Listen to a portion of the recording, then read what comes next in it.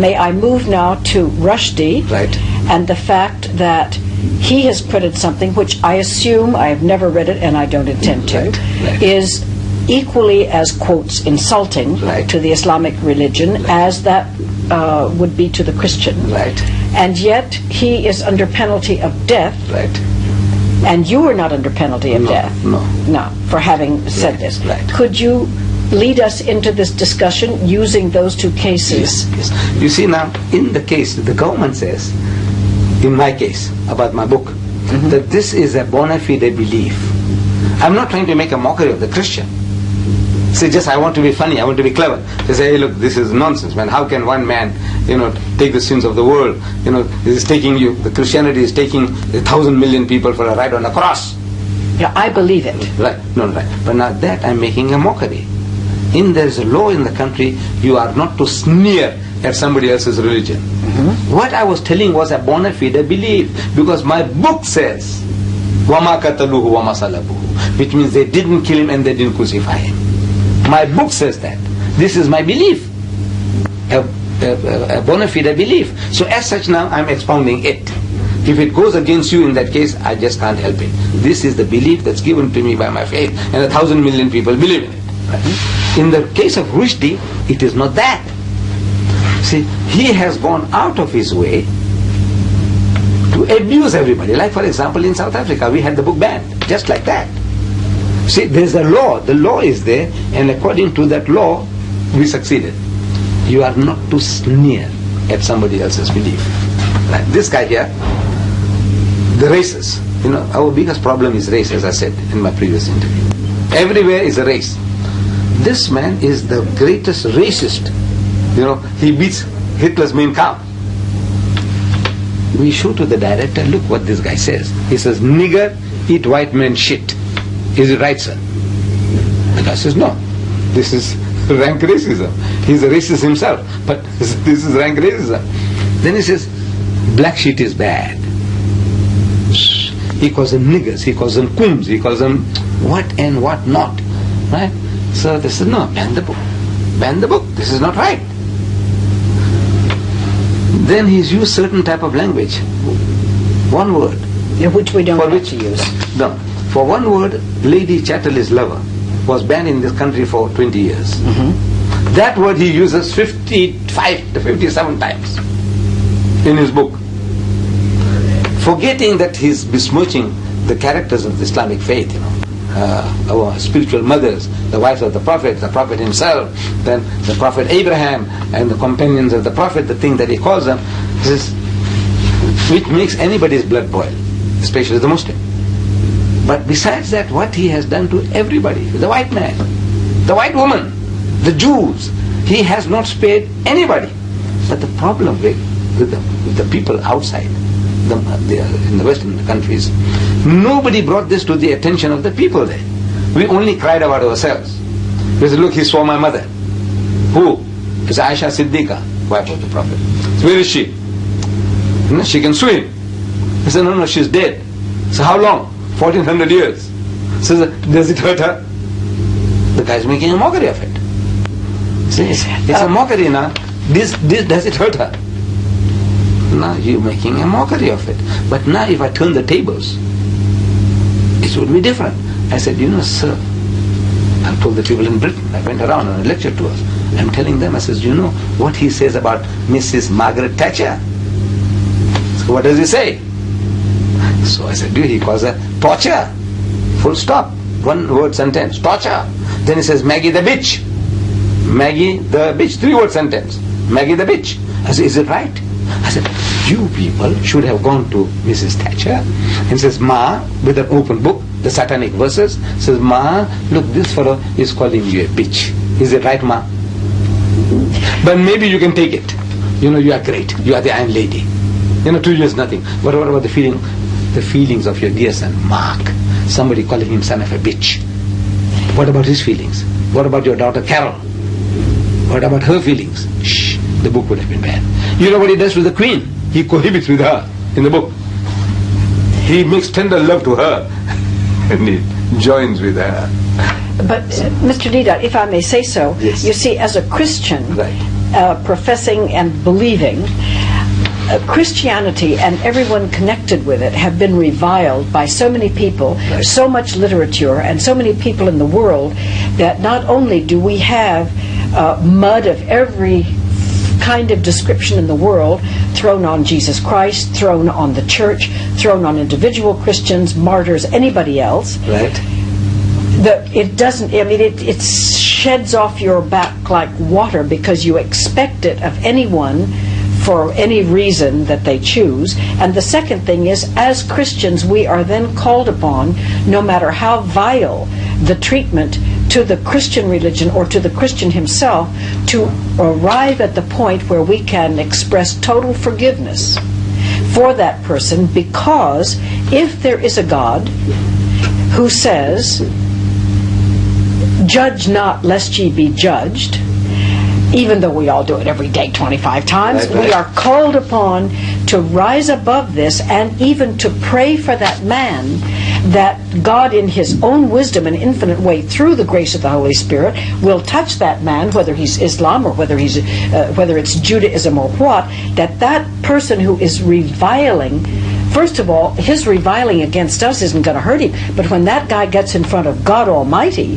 at least in the Christian religion, he is in far bigger trouble than anything we can do on earth. And even if we killed this man, and now I'm coming to to the sentence of death, even if we killed this man, in a sense, in a pure Christian sense, we are interfering with the law of God, because God himself, in his infinite wisdom, will judge him. Even if Rashdi had done that, and if the book never got published, if he had written it in a closed room and no one had ever read it, God himself would still be the judge of Mr. Rashdi. So, having said that, you appreciate what I mean when I say, as a Christian, it's very hard to get so worked up about it, no matter how awful it is, when we've been experiencing that for 2,000 years. You see, what you and have... so have the Jews. Islam has said terrible things about the Jews. They've said it in your literature, that they are absolutely,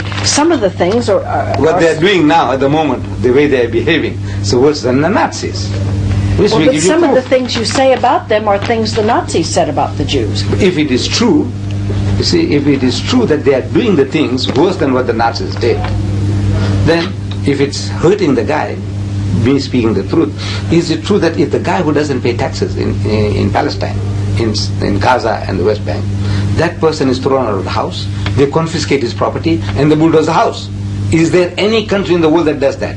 If you don't pay the tax, they catch you and take you to jail. Yes, out here they bulldoze shacks in townships, and people have been for not kicked paying out taxes. of their home. Listen, you can there are laws in the United States, if you don't pay your tax. No, condemnation, or they condemn property and so on. That is a different thing. Then you compensate them. You say, look, this building we need. We want to demolish this, so we want to make a highway. Yeah, I'm not defending for public this thing. So look, here is a compensation for that. But this is the person who doesn't pay the tax. You kick his wife and children out. You take his fridges away. You just can't imagine. You break people's bones. I got films. All right, I agree with that. All of that is terrible. Now, when I tell you, I said, you are doing something worse than what the Nazis did to you. You should be the last people to behave like that, because you went through hell. I sympathize with you. And now you are doing the same thing and worse than the Nazis. So now, if it hurts you, I say it's just too bad. But now, am I speaking the facts or lies? I give you proof from your own writers. Okay, but what about Islamic people, and I would bring in Christians if I could, who have done terrorist acts and innocent people. Culpable. If you catch the terrorist, according to the rules of your country, you have every right to do what you like. If you say, look, there's no death penalty in Israel. There's no death penalty. Death penalty. Right. No, it's not my fault. That's your law. But to me now, if that guy killed innocent children, if I catch him, I'll hang him. You see, but you say, no, there's no death penalty.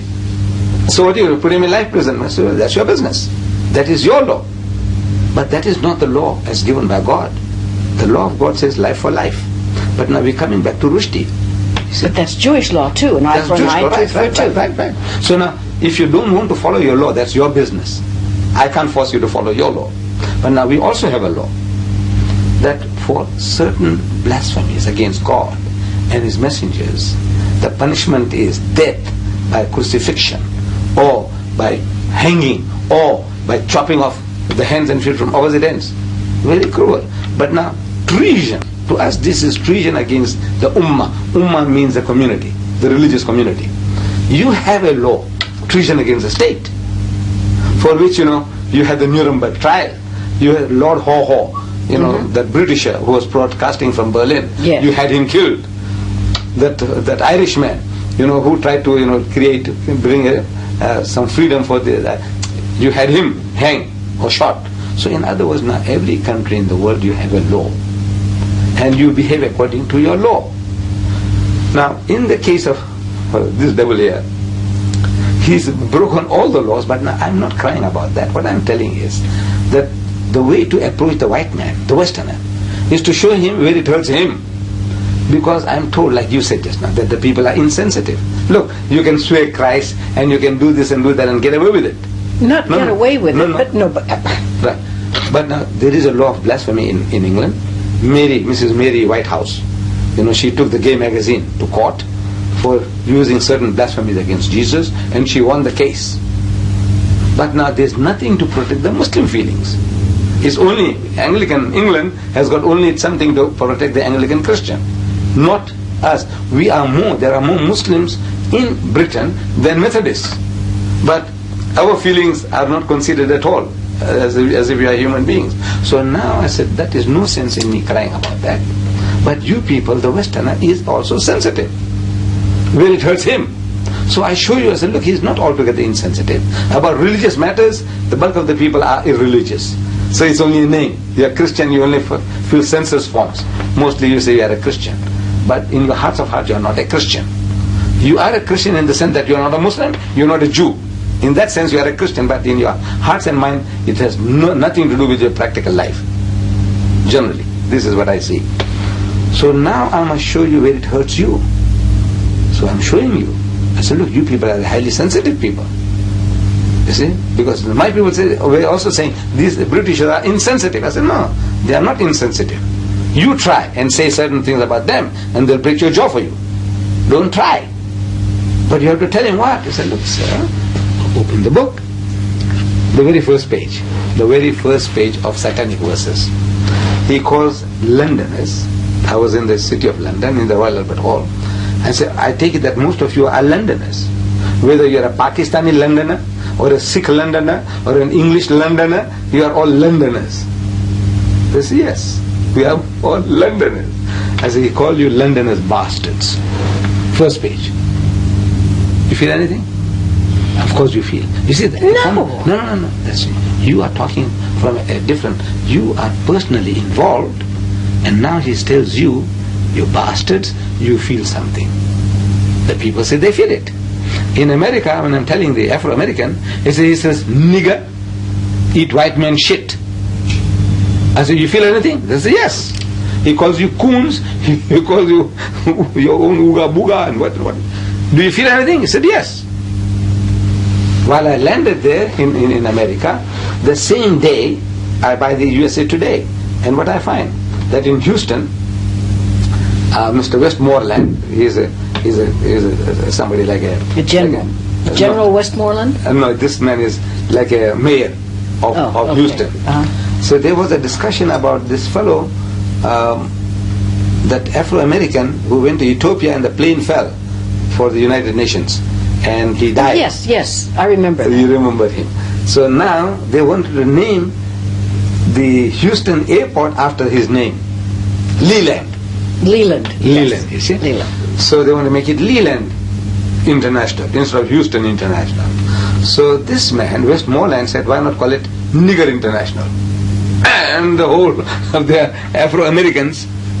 Well, they should have. That's exquisite bad manners. It's awful. To me, look, they call me Kuli here, and I laugh it off. So they call you nigger there, so I laugh it off. I said, something serious. They call you Uncle Tom. I says, no, it's something serious. I didn't know. So they call you Uncle Tom, so what? You become Uncle Tom? No. It depends on the person, the one at the receiving end. How does he feel? So when I'm presenting it to this guy who calls you such and such, how do you feel? He calls you Americans. I dare not say what he calls the Americans. You see, what he calls the British. But everybody hates the Americans. Everybody. No, even then. You know that the whole world hates. But if I use that word, you see, if it was your son, though he's doing religion, he might punch me on the jaw. Do you know what they say about this program? The people that don't like it, they call it terrible. But now, personally, you see, it's not personal. You see, it's impersonal thing. The program is rubbish and like this and like that. People can say anything about Ahmad, Deedat, but when it comes to something personal, talking about your mother, talking about your wife, your sister, your daughter, then the man reacts. And if he punches you on the jaw, he is justified. You see? So now I only have to remind the British, this is what this guy says about you, sir. This is what he says, you American, this is what he says about you, sir. And everywhere where I went around, they are 100% behind me. He says, no, this is not done. This is not done. I agree, it's not done. So now is the guy who does it? Very bad manners. The guy must pay the price. So I said, look, maybe you see now you have cultivated yourself into a type of mentality. You have heard so much things thrown at you. So like here now, you call me a coolie. It's an insult. Are you saying coolie? Coolie, yes. Coolie means a laborer. Literally. Yeah, like the Chinese coolie. And here, the Indians were brought here for indentured laborers cutting sugarcane. So they call them coolies. They call them coolies. Right. I see. So I didn't know out of that, every Indian becomes a coolie. You see, in the eyes of the white man. All right. Every Indian. So there was a time when I used to react. But now I reached a stage now, so I said, you are also coolie. See, now I'm a bit clever now. I said, you are also coolie. I said, don't you labor? See, I said, well, that's what it means. You are a laborer. But I know when he says coolie, he's trying to hurt me. And then it hurts. You see, the word itself is nothing. Like the Englishman calls the Afrikaner in South Africa, boere. Boere means a farmer. They are farming people as a whole. Mm-hmm. There's nothing wrong with that. But when the Englishman says boer, at the back of his mind, he's backward, a rustic. That's what he's saying. You know, a simpleton. That's what he's saying when he says boer. Well, so the meaning, the word, there's nothing wrong with the word. But when you are uttering it, it conveys certain meanings. Same thing to the Afrikaner, he calls the English people Ruinek. Ruinek. Ruinek means rednecks. Oh, Ruinek. Ruinek. Yeah. Okay, redneck. In Afrikaans it means rednecks, meaning you are all softies. You go in the sun a little and you get red in the neck. Red you know, like the Red Indians called you paleface. Paleface, and you call them Red Indians, right? I don't know whether there's any sting in the word paleface, but now in this word, no. But in the word Ruinek there is a sting. In the word Boera there is a sting. In the word Coolie there is a sting. Now because there is a sting in it, it stings. It hurts. It's not because there is a sting. When you utter it, you want to hurt me, so it hurts me. Sticks and stones may break my bones, but words will never hurt. That's a philosophy. No, look, it's true. It's a philosophy. But even so, you know, people call wasps, you know, right. white Anglo-Saxon Protestant. Right. I'm a wasp, right. And everything about the wasps is bad. They sting. They do all this business. Everything is bad.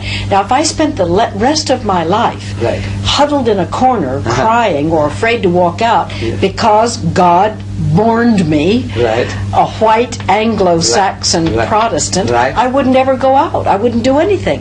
I can still love the people who don't like the program and who call me a wasp and who don't like older white ladies or whatever you call it, or call me a prude, or call me... There are 1,000 bad words you could apply to me, I'm quite sure. But I simply must feel and think of myself, as much as I can live it, as a child of God who is trying the best I can with all of my faults to live as I believe that God made me to live, and love my fellow man. And if they sling filth and mud, and I've had injustices inside my family, outside my family, in my work, in my business, but I must forget and forgive as fast as possible. Do you not feel that God, as the Mohammedans, Muslims see him and experience him, would he not have forgiveness in his heart and soul? I'm not calling it good. Forgiveness for God, he can forgive whom he likes. Right. But now, without the law, you see, we say we have no right to forgive. For example, a man commits murder. I like that fellow. I'm a judge. I like that murderer. For some reason previous, reason, my contact with the man. But now the evidence that is brought before me is that cold-blooded murder the man committed. Must I pass judgment on him or not? You see, I am a servant of the law. The law. The law. I must carry out the law. I love the man, but I can't help it. He can be my son. I can't help it. You have to apply the law. I have to apply the law. Now God Almighty in His wisdom, He can forgive. That's His business. He can reward him a millionfold on the other side. He said, look, I think you were a bit harshly treated, my son. You know, you deserve heavens and houris and gardens flowing with milk and honey. That's his business.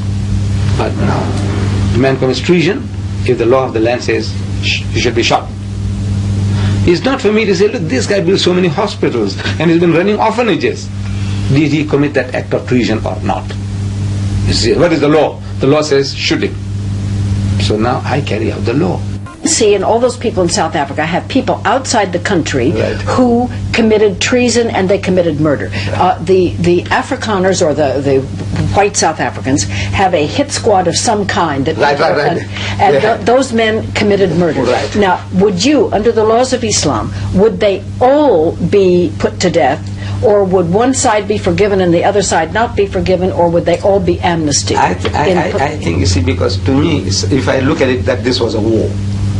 Undeclared war between the two. Yes. So as such, to me, this was war, and now we have come to the war has come to a halt.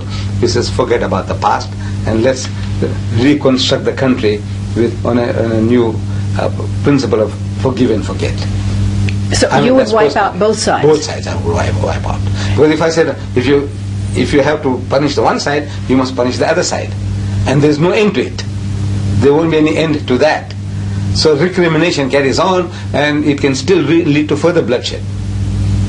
So with all let's assume for a moment, this is assumption, I'm not making accusation, let's assume that there were X numbers of murders committed on the outside revolutionary side and X number of murders committed on the inside white police squad. Everybody should be equal and they should all Just forget about the thing and carry on from here now. But Mr. Rashdi should be executed. Oh no, this is a different case altogether, because now he is not repentant at all. He is going on further and further. He wants to broadcast this further, more and more. This is greed of gain. You see, 40 people have already paid with their lives. 40 Muslims have died. So many women have been widowed. So many children orphaned because of his pen, poison pen. How? I didn't know that. How did they? In India, in Pakistan, you didn't hear about the protests, marches, and they were shot down because now they are marching onto the British embassy or they're marching onto the American embassy. So the government now is forced to say stop it, and the guys are worked up. They want to go and march and lay the protest, so they're shot by their own governments, but 40 people have given their lives for this one man's mischief. Okay, but look at all the hundreds of people that gave their lives on both sides for the ANC, and I'm just using that as an example, it could be the others too, and the white hit squads. Women and children in supermarkets 40 Muslims have died. Yeah. Rashdi, he is in safety, he's enjoying having a jolly good time with his millions. And he is unrepentant. He said, look, he has done something that is right. So he said, look, this guy, he is more dangerous to me than Hitler's armies. We have been visiting today with Sheikh Al-Hajj Ahmed Deidat, President of the Islamic Propagation Center International.